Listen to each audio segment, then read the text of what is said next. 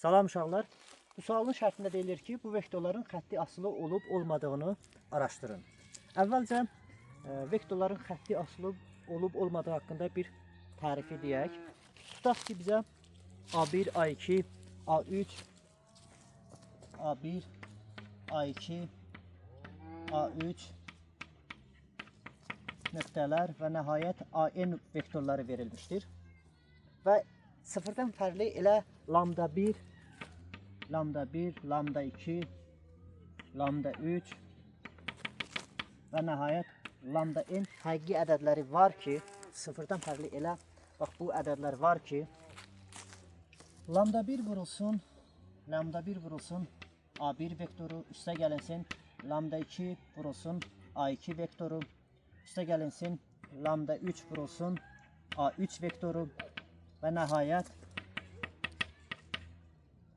lambda n vurulsun AN vektoru bərabərdir. Əgər 0 ödənilərsə, onda biz deyəcəyik ki, bu A1, A2, A3 və AN vektorları nədir?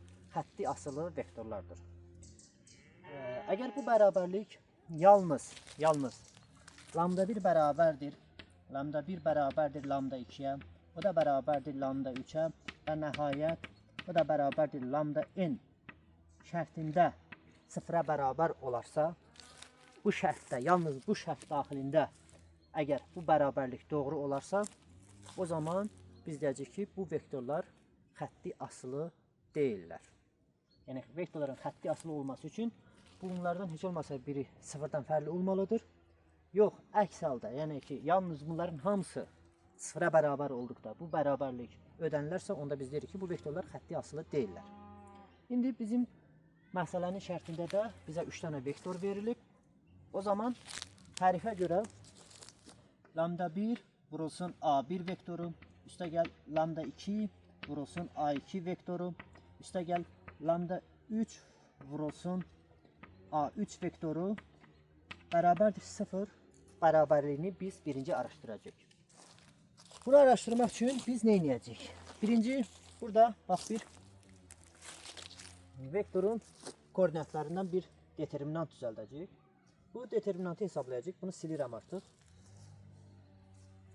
Vektorun koordinatlarından indi əsas determinantı düzəldəcəyik.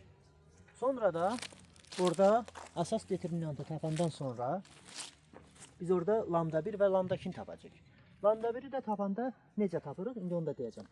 Birinci gəlin bu vektorun elementlərinə bir A matrisi düzəltmişik və bu A matrisinin determinantını hesablayırıq.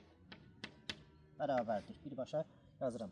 1, 3, 4, 2, 1, 2, 1, 2, 3. Bu determinanta baxaq. Birinci hasili Şura qaydasından hesablayıram. 3, üstə gəlinsin 2, 2, 4. Elədi nə qədər? 4, 4, 16. Üstə gəlinsin 3, 2, 1. Üstə gəlinsin 6, çıx. Yan diagonal elementlərin hasili 1, 1, 4. Olacaq 4, çıx. 2, 2, 1. Olacaq çıxılsın 4, çıx. 2, 3, 3. Bu da olacaq 6, 6 dəfə 3. Neçə elədik? 18.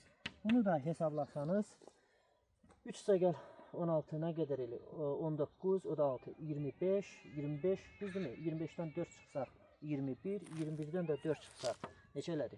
17, 17-dən 18 çıxsaq neçə elədi? -1. Gördüyünüz kimi bu determinant nə oldu? 0-dan fərqli oldu. Determinant 0-dan fərqlidir. Əla. İndi biz artıq bu tənliyi yəni ki, həll edə bilərik də. Burada biz yazacağıq nə? Bax, bayaq onu yazdım aşağıda, sildim. Onu mən sildim. Yoxdur, təzədən yazacağım da. Təzədən yazacağım.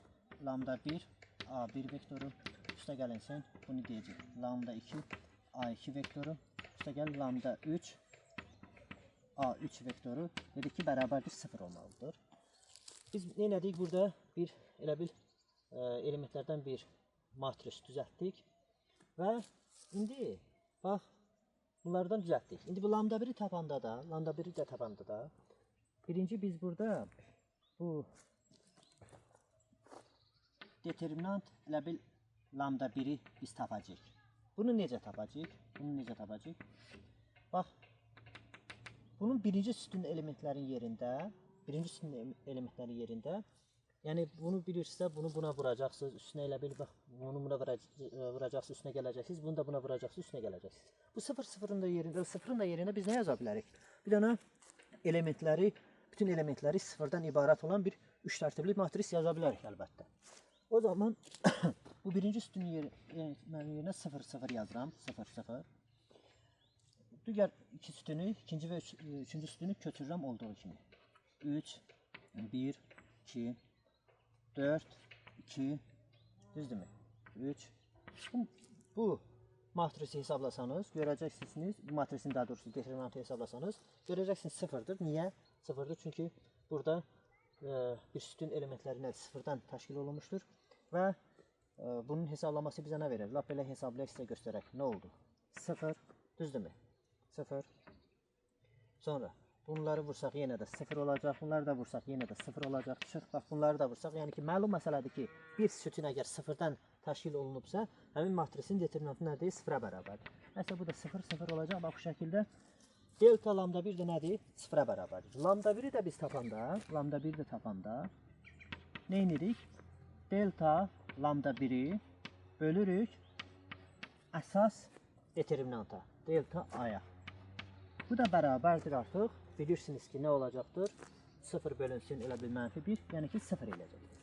Eyni qaydada lambda 2'ni də tapsanız, lambda 3'ü də tapsanız, aşkar görəcəksiniz ki, onlar üçü də nədir? 0'a bərabərdir. Deməli, biz gördük ki, bu bərabərlik nə zaman doğru oldu? Bu bərabərlik nə zaman doğru oldu?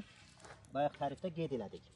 Əgər lambda 1, lambda 2, lambda 3, lambda n bu ədədlərindən heç olmasa biri 0 olarsa, onlardan biri 0 olarsa, bu bərabərlik doğru olarsa, biz demişdik ki, bu vektorlar xətti asılı olan vektorlar.